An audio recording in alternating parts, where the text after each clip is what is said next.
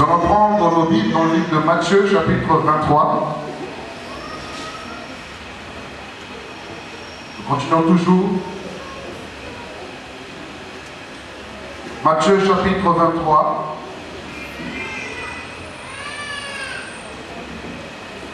Du verset 1er jusqu'au verset 15. Et ensuite, on ira du verset 23 au verset 28 du même chapitre.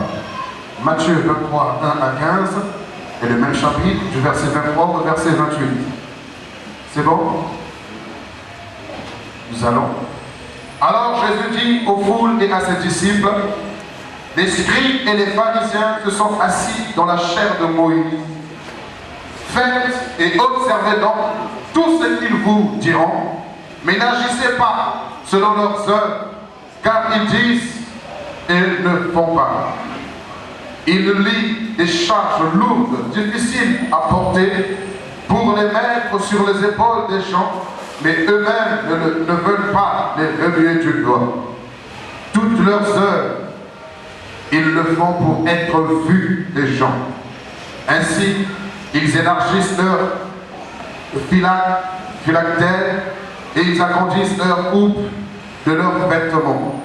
Ils se plaisent à avoir la première place dans les dîners et les premiers sièges dans les synagogues, être salués sur les places publiques et être appelés rabbi par les gens.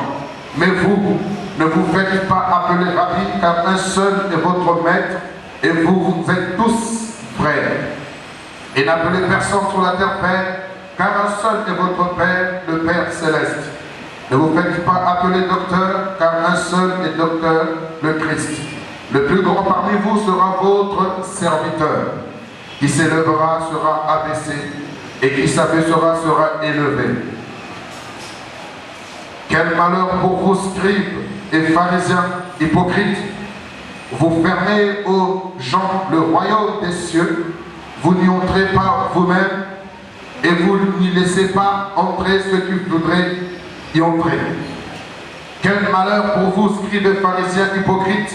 Vous courez la mer et la terre pour faire un prosélyte, et quand il est devenu, vous en faites un fils de la géhenne, 2 fois pire que vous. Verset 23. Quel malheur pour vous, scribes et pharisiens hypocrites! Vous payez la dîme de la menthe, de l'âneth et du cumin, et vous laissez de côté ce qui est plus important dans la loi, la justice, la compassion et la foi. C'est cela qu'il fallait pratiquer sans laisser de côté le reste. Guide aveugle, qui retenait au filtre le moucheron et qui avalait le chameau. Quel malheur pour vous, ou malheur à vous, scribes et pharisiens hypocrites! Vous purifiez le dehors de la coupe et du plat, alors qu'au-dedans, ils sont pleins de rapines et d'excès. Pharisiens aveugles, purifie d'abord l'intérieur de la coupe, afin que l'extérieur aussi devienne pur. Quel malheur pour vous, ou malheur à vous, scribes et pharisiens hypocrites! Vous ressemblez à des sépulcres blanchis qui paraissent beaux au dehors et qui au dedans sont pleins d'ossements de mort et toute espèce d'impureté. Vous de même au dehors, vous paraissez juste aux gens, mais au-dedans, vous êtes remplis d'hypocrisie et de mal. Amen. Merci Seigneur. Nous voulons que tu nous révèles ta parole ce soir, Seigneur, afin que tu nous aides à être celui que toi tu veux que nous soyons. Amen. Nous sommes en train de parler toujours du chrétien face à la voix et l'être. Bien-aimés, consciemment ou inconsciemment, c'est un dilemme qui se passe dans nos vies de tous les jours.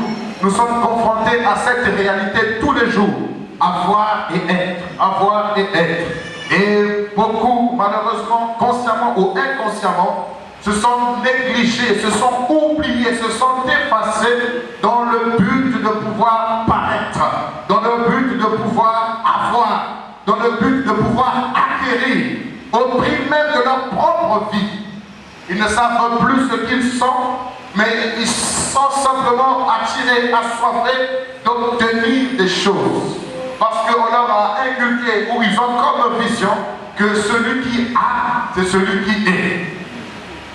Et Et je vous ai dit que cette formule n'est pas biblique, cette formule n'est pas celle du Seigneur. Dieu veut que tu puisses acquérir, Dieu veut que tu puisses avoir.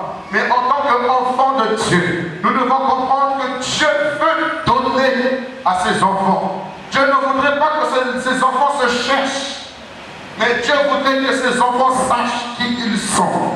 Et quand ses enfants savent réellement qui ils sont, à ce moment-là, Dieu n'est pas gêné de nous donner. Cherchez premièrement le royaume et sa justice, et le reste vous sera. Le reste vous sera. Il dit cherchez pour nous donner ces choses. Lorsque Dieu a créé l'être humain, il a formé l'homme de la poussière du sol, il va souffler dans les narines de l'homme et l'homme va devenir un être vivant. Et lorsque l'être vivant était dans la présence de Dieu, Adam n'a fourni aucun effort pour avoir un travail. Il n'a fourni aucun effort pour avoir une femme. Il n'a fourni aucun effort pour avoir un logement. Ce sont ces trois choses qui fatiguent l'homme, pour employer votre expression à vous. Ce sont ces trois choses qui oppressent l'homme. Or, le Seigneur a donné ces trois choses, a donné ces choses à l'être humain. Il a dit, voici le Seigneur lorsqu'il a créé l'homme, il a dit, cultive et garde le jardin. Voilà le travail que Dieu a donné à l'homme, de cultiver et de garder le jardin. Et ensuite il dit, il n'est pas bon que l'homme soit seul, je lui ferai une aide semblable. Dieu donne une femme, il donne le mariage à l'homme, sans que l'homme ne le cherche. Il a donné le travail, il a donné également la femme, et il dit en Éden, parce que l'Éden c'est comme une forêt, il va mettre un jardin en Éden, et c'est là où il a placé l'homme. C'est la maison que Dieu a donnée à l'homme. C'est plus qu'une villa, c'est plus qu'un manoir, c'est plus qu'un château. Il a donné un jardin à l'homme, et c'est là où l'homme résidait. Et vous savez, tout ce que nous avons dans nos maisons vient du jardin d'Éden. Lorsque tu te mires chaque jour devant le miroir, Dieu avait créé le lac pour que l'homme puisse se regarder dans le lac et pouvoir refaire son visage de sa beauté. Le miroir que tu as, c'est le reflet du fleuve qui se trouvait en Éden.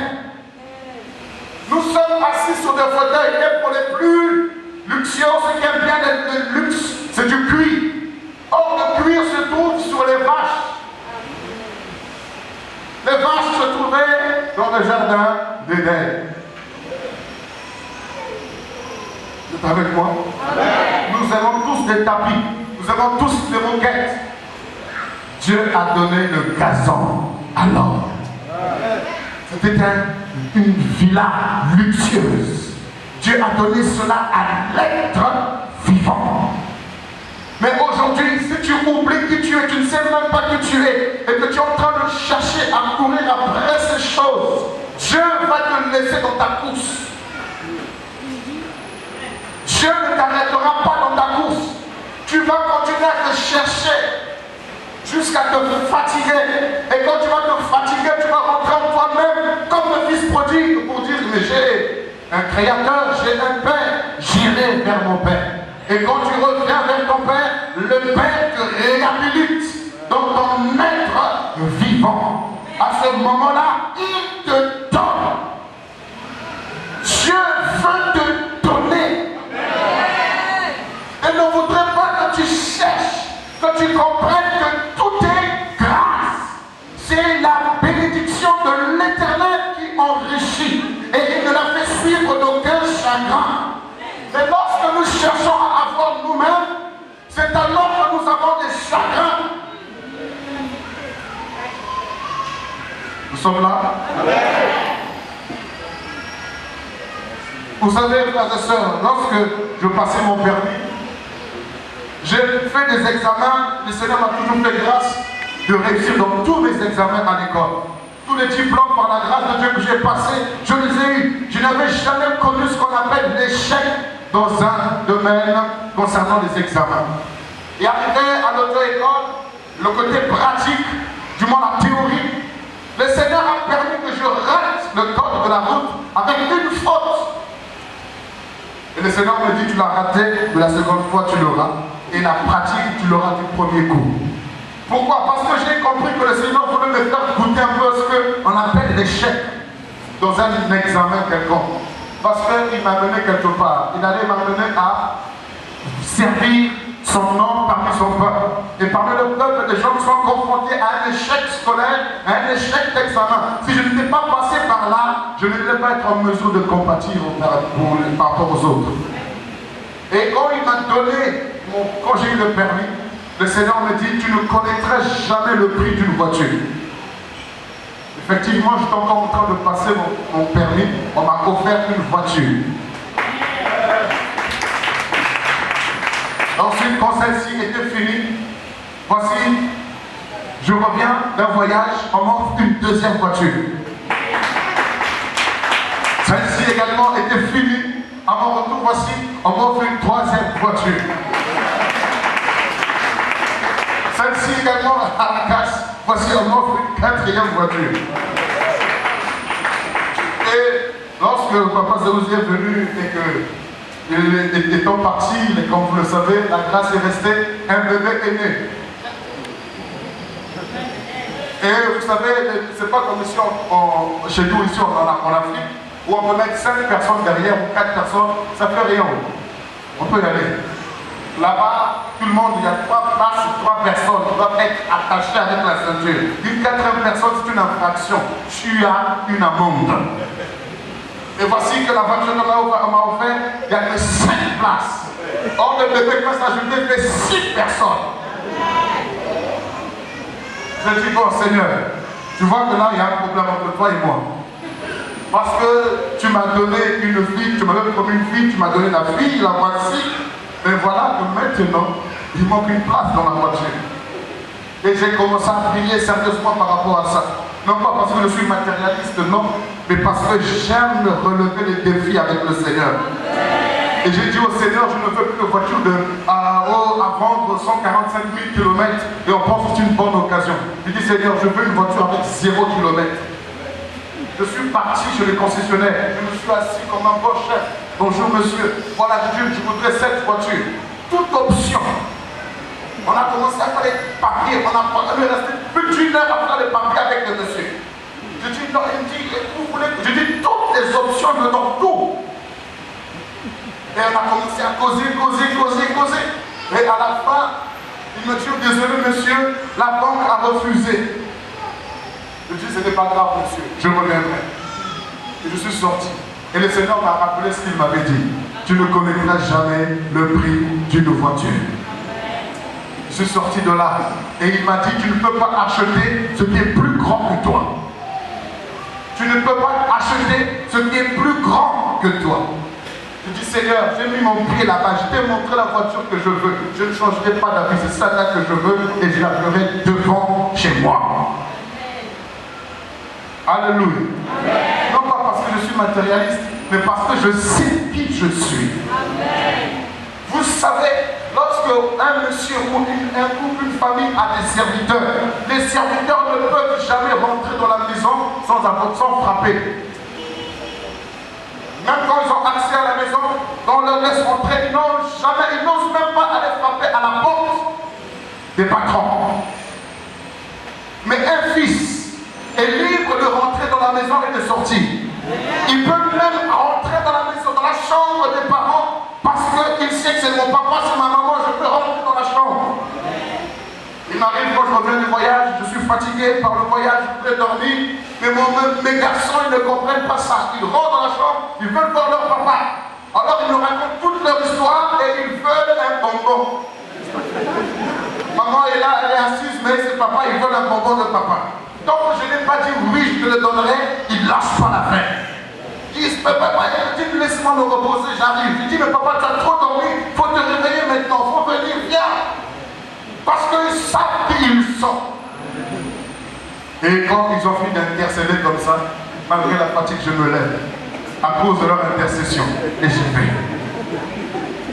parce qu'ils savent qui ils sont. Mais ils ne peuvent jamais rentrer dans la salle de bain pendant que je suis dans la salle de bain. Et ma femme peut rentrer même quand je suis dans la salle de bain. Et si tu sais qui tu es, tu dois développer ta communion avec Dieu. Tu ne dois pas seulement rester serviteur de Dieu, tu dois être fils de Dieu. Non seulement fils, tu dois devenir épouse du Seigneur.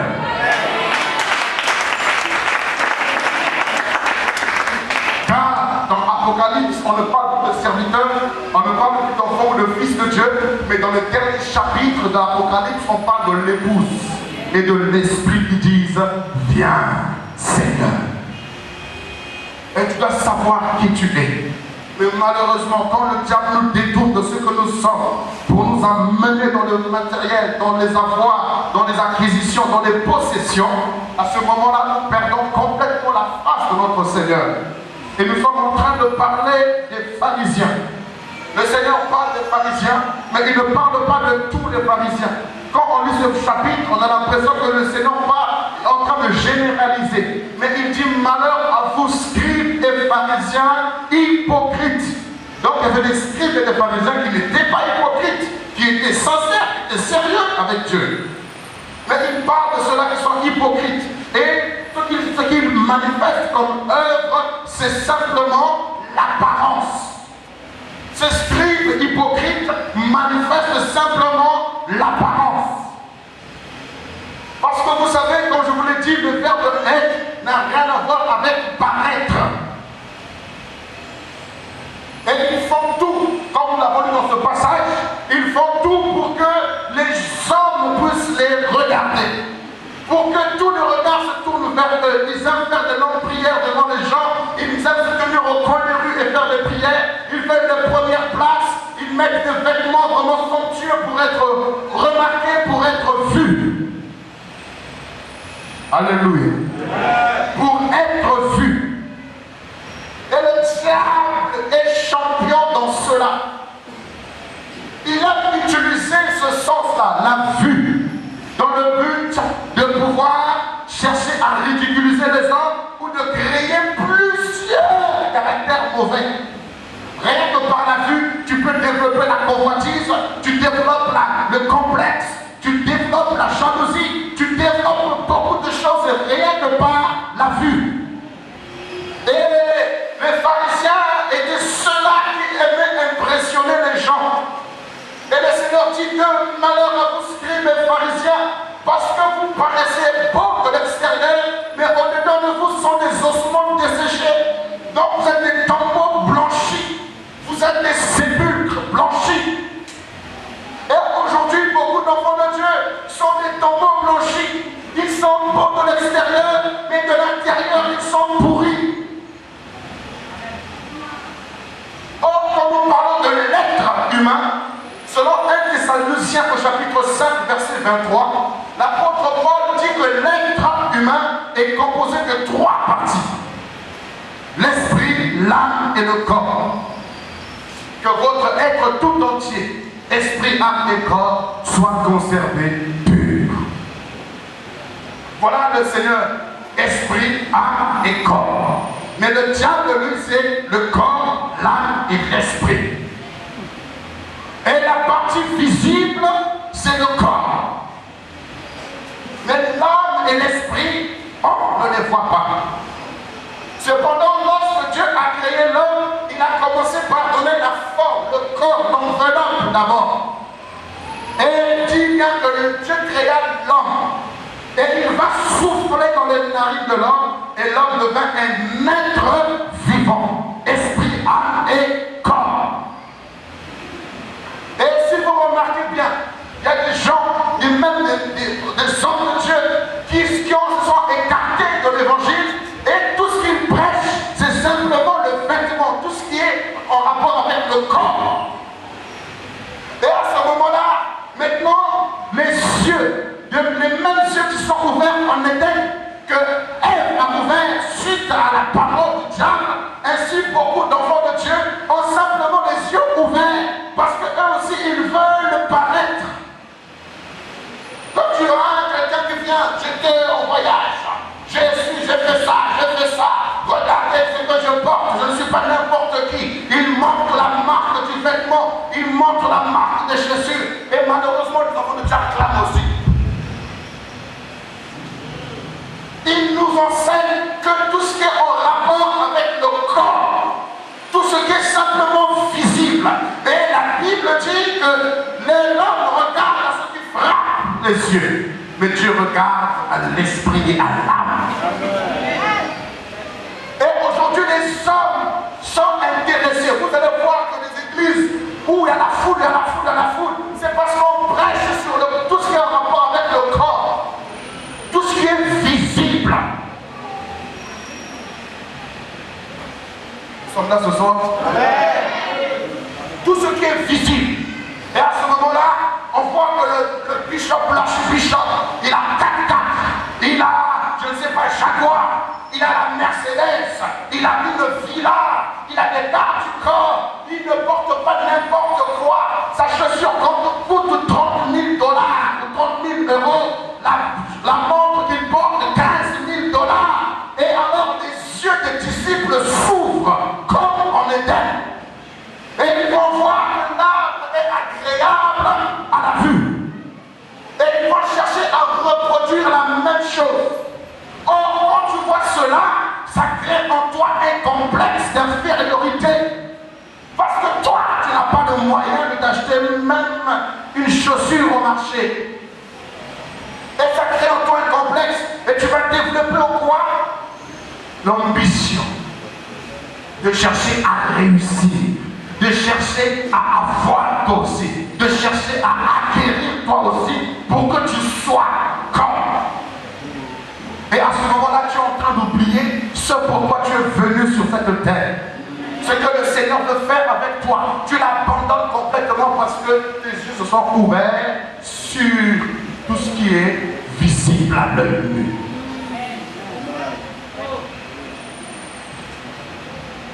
Et bien aimé, nous ne voulons pas être des tombeaux blanchis. Je ne veux pas être un sépulcre blanc. Là, l'hypocrisie, bien aimé, c'est montrer ce qu'on n'est pas. On montre une image de ce qu'on n'est pas. Et un hypocrite est un orgueilleux.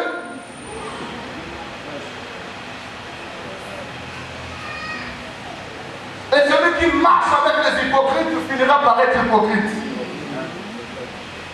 Dieu n'est pas intéressé. Lorsque Samuel est allé chercher dans la maison d'Isaïe le roi que l'Éternel voulait oindre, lorsqu'il a vu Eliab qui était costaud, robuste, il se dit certainement c'est lui qui a le choix de l'Éternel. Mais le Seigneur lui dit loin de toi cette pensée, je l'ai rejeté.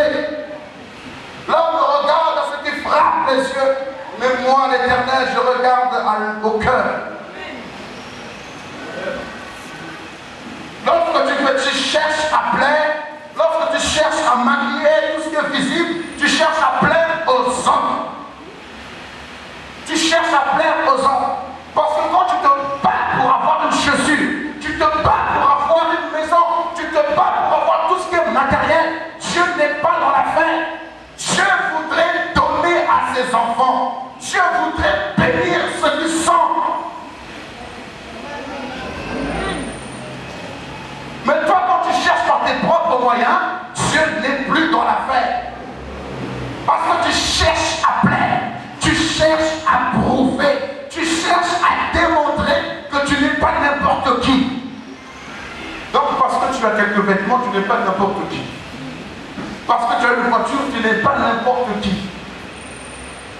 Franchement, tu ne trouves pas ça ridicule? Parce que tu as une voiture, tu n'es pas n'importe qui. Mais tu es n'importe quoi. Ce n'est pas la voiture, je répète, qui fait de toi ce que tu es. Ce n'est pas ce que tu as qui fait de toi ce que tu es. Je ne suis pas en train de prêcher un évangile de pauvreté, loin de là. Je vous amène d'abord à l'essentiel avant de chercher chez eux. Je vous dis, si réellement vous cherchez qui vous êtes, je vous dis, les voitures vont vous suivre, les maisons vont vous suivre, tout vous suivra. Je vous dis la vérité. Il n'y a personne qui est perdu, terre, père, mère, frère, soeur, maison, à cause de l'évangile. et qu'il le retrouve au centuple. Il le retrouve au centuple dans le siècle présent avec des persécutions. Mais on retrouve dans le siècle présent. Ce n'est pas quand je serai au ciel. Dans le siècle présent, je retrouverai tout ce que j'ai perdu. Mais il faut savoir accepter. Il faut accepter de perdre. Ne cherche pas. Ce n'est pas parce que tu auras des chaussures qui coûtent 5 francs du marché que tu n'es rien du tout. Ils ne savent pas encore, ils n'ont pas encore la révélation de qui tu es. Jean-Baptiste avait simplement un pot, la peau de brebis, de mouton sur lui. Il mangeait des sauterelles, il mangeait du miel. Et il était dans le désert. Mais il y avait des généraux, il y avait des gens importants qui venaient dans le désert pour écouter l'évangile de Jean-Baptiste. Quand Jésus est venu, il a dit à ses hommes, qu'est-ce que vous allez contempler au désert? Est-ce que vous allez contempler un beau temple? Est-ce que vous allez contempler alors un homme qui est somptueusement habillé? Ou est-ce que vous êtes parti écouter plus qu'un prophète? Aujourd'hui, on fréquente l'église parce que le pasteur ou le bishop ou l'archibishop ou l'archipape, il est bien habillé, il a une belle voiture. Donc sûrement que moi aussi cette onction va venir sur moi. Alors je vais aller. Parce que tu as vu ses vêtements, tu as vu l'apparence, mais tu n'as pas eu la révélation. Pierre n'a pas suivi Jésus parce que Jésus avait une voiture, il avait une villa, il avait une maison, mais parce que Simon-Pierre a reçu la révélation que Jésus est le Christ, le Saint de Dieu. Vous devez suivre un leader, non pas parce qu'il a, mais parce que vous avez reçu la révélation de ce qu'il est. Et la Bible dit, Jésus a dit, ce n'est ni la chair, ni le sang qui t'ont révélé ces choses. La chair et le sang, ce sont les gens ce qu'ils disent. Ça, c'est la chair et le sang. Ce pasteur-là, c'est un féticheur. Ce pasteur-là, c'est un marabout, c'est un escroc. Ce féticheur-là, tout. Ça, c'est eux qui le disent, c'est la chair et le sang. Et si toi tu écoutes tout ça et que la grâce de Dieu qui s'attache à ton élévation et avec cet homme, tu risques de passer à côté. Mais tu dois avoir la révélation de qui est celui que tu suis. Et non pas parce qu'il est bien habillé, non pas parce qu'il a un beau temple, non pas parce qu'il a une belle voiture. Non, non et non. Les pharisiens avaient toutes ces choses-là, mais ils étaient en train de faire des candidats pour l'enfer. Jésus l'a dit, vous cherchez des fardeaux et vous ne les remiez même pas du bout des doigts. Et il dit encore, lorsque vous parcourez les mers, les terres, et les gens de bishop, archibishop qui voyagent, non pas pour réellement l'évangile, mais ils vont faire du prosélytisme, ils vont évangéliser, mais ils en font des candidats pour l'enfer. Parce qu'ils leur inculquent simplement la mentalité de ce qui est visible. On leur enseigne que pour être, il faut avoir. Oh, tu n'es pas n'importe qui, tu dois mettre des chaussures de 30 000 €, mais quand tu te lèves, amen. Tu dois porter des vêtements. Quand tu les portes, il faut que les gens sachent que tu es quelqu'un. Oh oui, Seigneur. Mais il en